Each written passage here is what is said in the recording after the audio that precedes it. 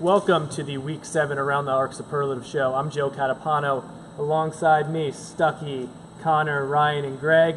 I was gone for the past 2 weeks, but I'm back to host my show again. Hope you're as excited as I am for me to be back. Let's get things started with our superlatives, starting with that. I saw that down there, all right? Best game of Week 7. There's a lot of them from start to finish, from 6 to 10. We'll start down here on my end with Stuckey. What was your game of the week? Brotherhood versus Goon Squad. It was a nail biter, right? We wanted to see what the Brotherhood was going to do, how they were going to rebound against Goon Squad after they received their first loss, and they didn't rebound too well. Not in the nail biter, you know what I mean? But give some credit to Goon Squad because they played a tremendous game against that top-seeded team in our league. You know, one of the top-seeded teams in our league. So give them some credit, but Brotherhood has to come back stronger next week. Yeah, I'm just going to echo Stuck, so I'll make it quick. You know, definitely Goon Brotherhood was the game that I saw for the game of the night, and it was just a really well-rounded performance from Brotherhood. Nothing that really jumped off the stat sheet and make you think, wow, they really put their foot down tonight. But Goon Squad really opened up everyone's eyes and showed that we could compete with the best teams in the league. So that was really the main takeaway for me. Ryan? I'll go Stranger Danger Central Chocolate, just because I thought there were a lot of, good storylines surrounding that game. Central Chocolate was trying to redeem themselves for giving away a game in week 1, and it kind of seemed like we were having a little deja vu there at the end. And then you had Stranger Danger, who was trying to conquer some personal demons of their own, and we're doing a good job of it. I really think they're trending in the right direction. It was a really good game, so I'll pick that one because the other one was picked twice already. Greg? Mine is Flint Redemption. I think the score is a little misleading. It was a very good game. Redemption actually showed a lot to me. They kept up with Flint throughout the game. It's just, in the end, Flint kind of had a little more. But it's just like they said with Brotherhood moves. It wasn't as close as that game, but it was action-packed, and the score was misleading. And you guys can correct me if I'm wrong, but I think every team that was favored tonight won their game. So I don't know if there was a lot of parity this week, but we'll go into our best team. Usually it's a team maybe that has an upset, but no one really upset this week. Stuckey, in the end, who's your best team that you saw this week on Week 7? The best team I saw was Team Moose. That defense that they play at the end of games and how they close out games and how they play with each other, you can tell that these guys have been playing for a while together. And the way they cut off screens and the way they are constantly moving and how they're talking to each other constantly during the game is the reason why we're like, wow, Team Moose is a new team. No, wait, they're not a new team. No, wait, they are a new team. You know what I mean? We're kind of like, wow, they're at the top of this league, and this is their first ever season playing. So I think you give tremendous credit to Team Moose. I'm going to have to pick the Monstars. You probably saw a little bit in the post-game show, but I was really high on them this week. And I think the two brother connections on it, they got the Langston bros and they got the Cody bros now back. So I think that those two brother dynamics on their team, on top of having Kintwan Miles, who put up 20 tonight, and Reggie, who put up 19 tonight, and Ty, who's an all-star, and all these guys on their bench who can score. We all look at the top-heavy teams in the league and look at their best guys, but this team is good from start to finish, in my opinion. So I thought that they really showed me today that they're the best team. Absolutely. Ryan? It was in a loss, but I really liked what I saw from Goon Squad. Yeah. You think of a Brotherhood team that just lost their first game ever. I was kind of expecting them to come out, guns blazing and go on a huge run right out of the gate. Instead, Goon Squad jumped out to a 13-3 lead. They out-rebounded the Brotherhood 39-23.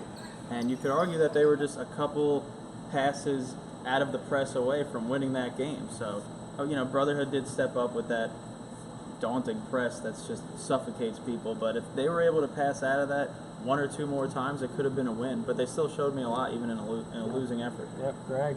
I'm going to have to go Connor Monstars. I mean, those Langston brothers they're making a case for they're maybe the two best players in the league. I mean, they can shoot the ball, they can bring you down low, they can bang down low, they'll rebound, everything the Monstars do, from their bench depth to how they have guys who want to play for the team. I've never seen them complaining about play time ever. They're always coming off, smiling, having fun. And that's the part that I like about the Langston brothers is the Monstars is a serious team, and they kind of bring this fun, smiling attitude, which I really like about the Monstars. Yeah, so we've done best game, best team. Let's go best players now, guys. Stuckey, who's your best player you saw on Monday night? I don't think that we give enough credit to this kid, and he had a dunk and was 2 weeks ago that could have went viral. But Eric Singleton, that young boy can play some ball, right? He's small, but he's comes from the guard spot to bang down there with the bigs, and down in the paint with the bigs, and then he pulls you out. And if you switch and put a big on him, he's going right by him, and he's not scared of the contact at the paint, because that's why he had that tremendous dunk 2 weeks ago. You know what I mean? Because he's not scared of that contact. He's going to meet you at the rim, and I hope you're ready. You know what I mean? That's how he plays basketball. Reckless abandonment. He puts everything out there for his team, and we don't give this kid enough credit. He had 34 points again tonight. You know what I mean? He's scoring big numbers every time he takes the floor, and from the tip off to when that clock says 0-0-0, he's playing every minute. You know what I mean? His other teammates may give up on him, but he's still playing. He's still trying to find assists, trying to find rebounds, trying to find points. That's what he does. He's going to scrap the whole game. So I think Eric Singleton is my player to watch for, honestly. Absolutely. Connor. I'm going to have to go with Destin Simmons on this one. You all probably remember his incredible Week 1 performance, dropped over 40 points. But we were all kind of saying how, it's kind of easy to be that guy when you're the only, predominant scorer on your lineup. But since then, he's added some other really key players to his team. In the past few weeks, he's still been putting up those huge numbers, which has made it even more impressive to me, because it shows that he can put it up even with a strong supporting cast, not even him having to be a one-man show. He put up 14 for 18 from the field tonight. He only missed 2 threes. He was 6 for 8 from 3, and he had 5 boards and a steal.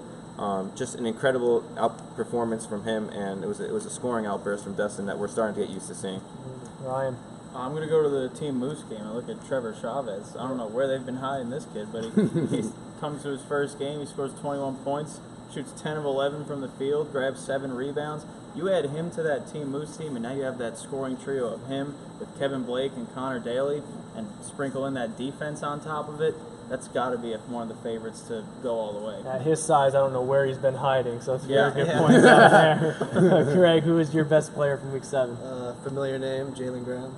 He had 28, 10, and 7. I mean, there's enough said. He's a former MVP. He plays every side of the ball. He's a leader for his team. He does everything you want your star player to do. Yeah, short and sweet. I like it. And we'll try to keep the disappointment, kind of the negativity, a little short this week. There were some disappointing players. I think performances a little bit this week, team-wise. We'll start down here with Stucky. What was the biggest disappointing thing you saw from Week 7? Run TMC hurt my feelings, because I thought that okay? game, you know what I mean? Like, they hurt my feelings a lot, man, and especially John Wheeler, man.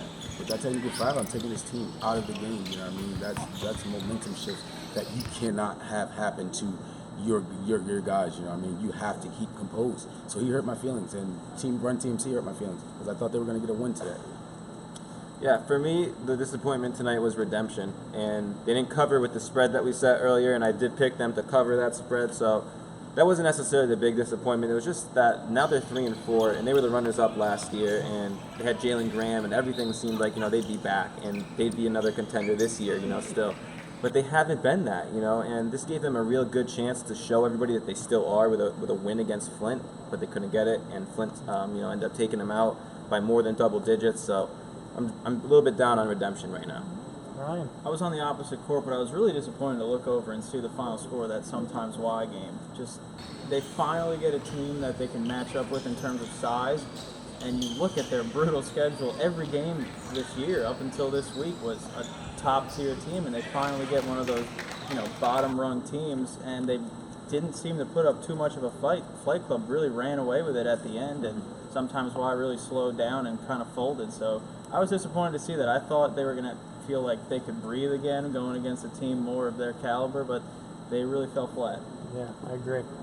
I'm with Stucky, TMC. I mean, I just wonder where the No Limit John Rulin is. I mean, I know he's a little hurt, but when he was on No Limit, he came across to me as a game changer, someone who could shoot, play D, play hard D, and when he went to Run TMC, regardless of the jokes, I mean, he's a good player, and I just expected him to kind of take that next step.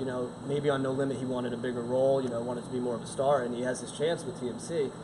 And I just kind of want to see that from him and their team. They have the talent. It's just you want to see something more from them.